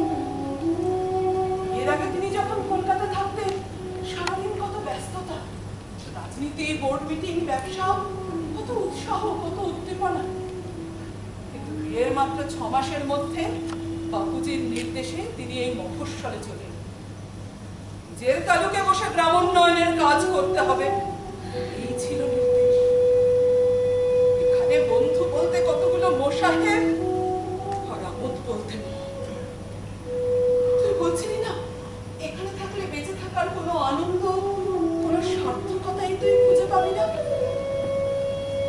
বাবাও তাই ভাবতেন, তাই তিনি এগিয়েছিলেন অপচয়ের পথে। স্বাস্থ্যের অপচয়, যৌবনের অপচয়। আমি তাকে কোনো পথ দেখাতে পারিনি সঞ্জীব, বরং তার জীবনটাকে আমি আরো দুর্বিষহ করে তুলেছিলাম। আসলে আসলে ছোট থেকে ঝুড়ি ঝুড়ি নীতিবাক্য ছাড়া আমি তো আর কিছু শিখিনি। জন্মের আগে থেকেই ব্যাধিটা ওর মধ্যে বাসা বাঁধছিল। ধীরে ধীরে লক্ষণগুলো প্রকাশ পেতে থাকে। ক্রমে ক্রমে তিনি নিজেকে বেআপ্য করে ফেলেন। আমার সামনে জড়িয়ে ধরেন, আমি ডাকেন আম্মা। শিরিনের জন্মের আগেই আমি না বাড়ি ছেড়ে চলে গিয়েছি, কিন্তু সঞ্জীব একটা কথা নিশ্চিত ভাবে বলতে পারি, বাড়িতে থাকার অধিকার তোর যতটা, শিরিনের ততখানি। তার মানে আমার আম্মি ছিল এই বাড়িতে।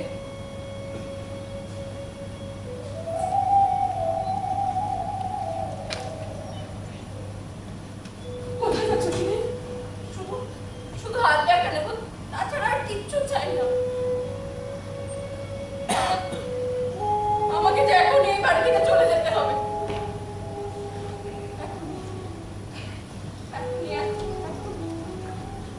বাবার কথাটা শুনে খুব ধাক্কা লেগেছে জানি। না না না মা, হ্যাঁ হ্যাঁ ধাক্কা একটা লেগেছিল, কিন্তু আমি নিজেকে সামলিয়ে নিয়েছি।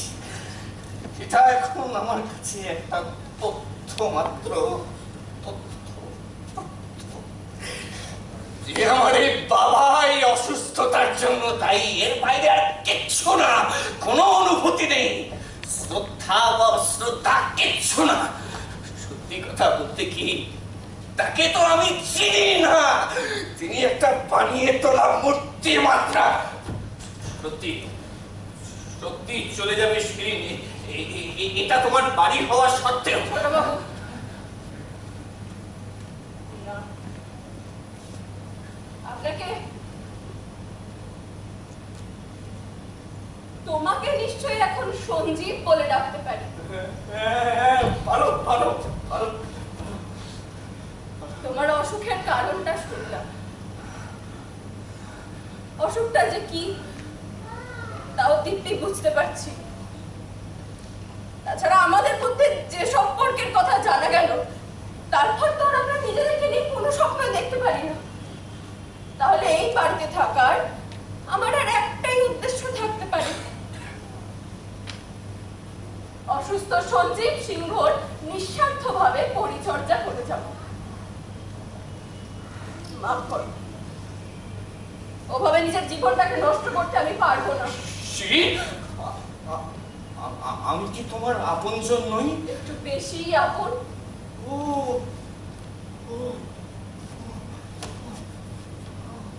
তাছাড়া আমার মতো মেয়েদের উচিত নিজের যৌবনটাকে ব্যবহার করা, নইলে আপনজনের আপনজনের সেবা সেবা করতে করতে কখন যে ফুরিয়ে যাব তা হয়তো নিজেই টের পাবো না। আমার মধ্যেও তো বাঁচার আনন্দ থাকতে পারে। নিজেকে নষ্ট করে ফেলো না শিরিন। যদি করি তো করব। আমার মা যেমনটা ছিলেন আমিও তো তেমনটাই হব, ঠিক যেমন সঞ্জীব তার বাবার মতো হয়েছে।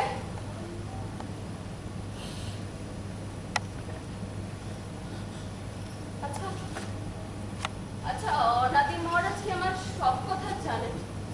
হ্যাঁ, তিনি সবটাই জানেন। বেশ, যাই তাহলে। ভোরের গাড়িটা এখনো ছাড়েনি, আমাকে ওদের সঙ্গ নিতে হবে। তাছাড়া ওই নোংরা ছুতোর মিস্ত্রিটা যদি মহারাজের কাছ থেকে কিছু টাকা আদায় করতে পারে, তবে ওই টাকায় ওর যতটা হক আমারও ততটা। শিরিন, যদি কোনো প্রয়োজন পড়ে? আমার হবে না, তবে যদি আপনাদের কোনো প্রয়োজন হয় একটা জায়গার খোঁজ দিয়ে রাখতে পারি। রাজনারায়ণ অতিথি নিবাস, চাটগাঁ, পাকিস্তান।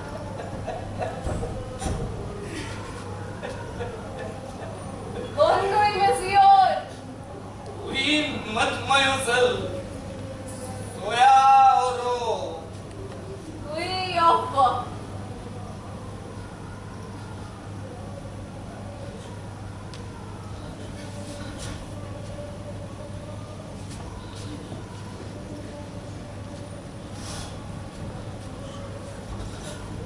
মা মা মা কি কি কি কি হয়েছে মা? কি হয়েছে? হ্যাঁ কি আচ্ছা হয়েছে? সঞ্জীব, তুমি তো তোমার বাবাকে 8 বছর বয়স পর্যন্ত দেখেছো, তার অসহায়তার কথা শুনলে। তিনি স্রেফ তোমার কাছে একটা মূর্তি হয়ে থাকতে পারেন না। বাবার প্রতি কিছুটা ভালোবাসা সব সন্তানেরই থাকা উচিত। মা মা, তুমি এমনিতে এতটা বুদ্ধিমতী, কিন্তু এই বিষয়টা তোমার মাথায় ঢুকলো না যে বাবা হলেই তাকে ভালোবাসতে হবে। এটা একটা কুসংস্কার মাত্র। আমার চারপাশে ফিরে রাখতে বেড়ায়। কিছু না সঞ্জীব, তুই তো আমাকে ভালোবাসিস, বল তুই তো আমাকে ভালোবাসিস। শুধু এটুকু বলতে পারি মা যে আমি তোমাকে চিনি, আর আমি জানি যে তুমি আমায় খুব ভালোবাসো। আর আমি যেহেতু খুব অসুস্থ, তাই তুমি আমার অনেক উপকার করতে পারো। আমি তোর জন্য সব করতে পারি সঞ্জীব, সব। আমি তোর বুকের পাথরটা কেমন নামিয়ে দিলাম, বল বল বাবা। কিন্তু আমার মনের ভয়টাকে কে দূর করবে মা? শিরিন থাকলেও দৃঢ়তা দিয়ে, উচ্ছলতা দিয়ে, আনন্দ দিয়ে আমাকে সাহস জোগাতে পারতো। কিন্তু তোর ভয়টা ঠিক কিসে বাবা? তোর চোখ কেটে গেছে, ওই দেখ সূর্য উঠছে। হ্যাঁ মা, সূর্য উঠবে। আর এবার আমি তোমাকে সেই কথাটাই বলবো, আর তারপর আর কেউ ভয় পাবো না। কি কথা সন্দীপ? কি কথা? চুক্তি করে এখানে বসো তো মা, শান্ত হয়ে শোনো। আমি জানি তুমি বিবেচক, তুমি বুঝবে, কিন্তু তুমি আমায় কথা দাও যে তুমি কাঁদবে না, তুমি কাঁদবে না, কাঁদবে না। ঠিক আছে সন্দীপ, আমি কথা দিই। শোনো শোনো, ডাক্তার বলেছিলেন প্রথমে তিনি যেটা সন্দেহ করেছিলেন এই রোগটা যদি সেটাই হয়, আর সেটা যদি দ্বিতীয়বার ফিরে আসে, তাহলে আর কোনো আশাই নেই। প্রথম দফায় তার চিকিৎসায় আমি কিছুটা ভালো হয়ে উঠেছিলাম, কিন্তু বছরের শুরুতে মুহূর্তে যখন আমার মধ্যে এই যন্ত্রণাটা আবার ফিরে এলো, আমি ভয়ে উন্মাদ হয়ে তোমার কাছে ছুটে এসেছিলাম মা। সে বুঝলাম তার প্রতিটি অনুমান ঠিক। উত্তরাধিকার সূত্রে পাওয়া বীজাণু আমার মগজটাকে গ্রাস করেছে মা।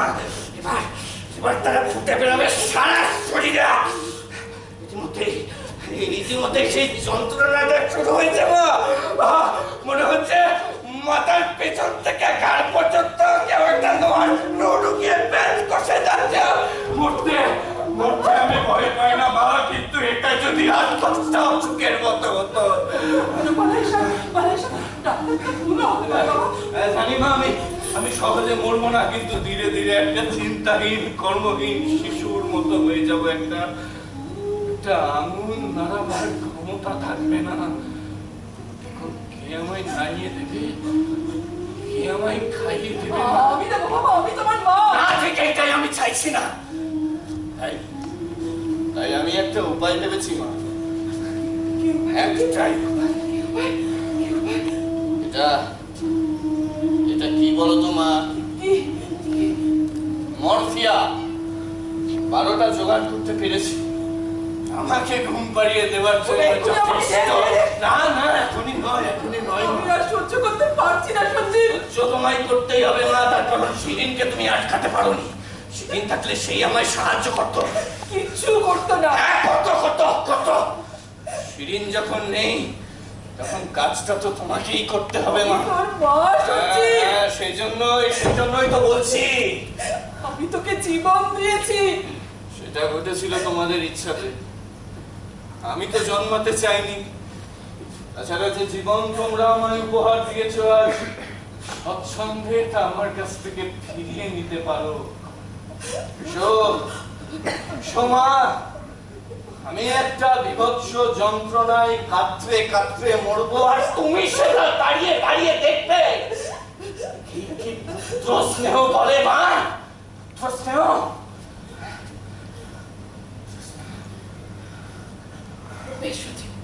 আমি কথা দিচ্ছি, যদিও যদি দরকার পড়বে না, যদি দরকার হয় বেশ, যতদিন না দরকার পড়ছে ততদিন তুমি আর আমি একসঙ্গে বেঁচে থাকবো মা, একসঙ্গে বেঁচে থাকবো।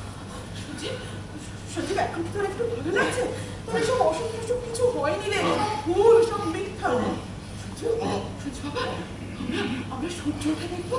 সূর্য, চলো আমরা সূর্য ওঠা দেখবো। সূর্য বাবা, চলো আমরা সূর্য ওঠা দেখবো। সূর্য, চ বাবা, চ। হ্যাঁ,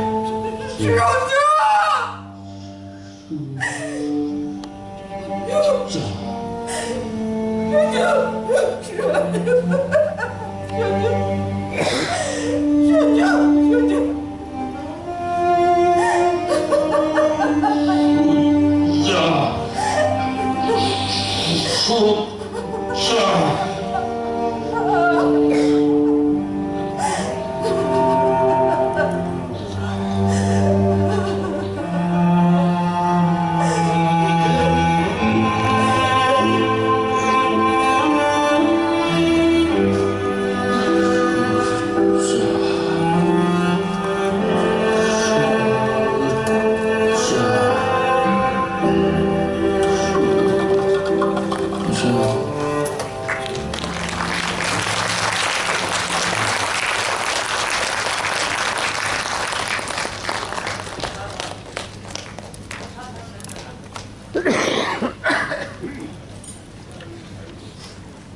আসলে একটা নাটক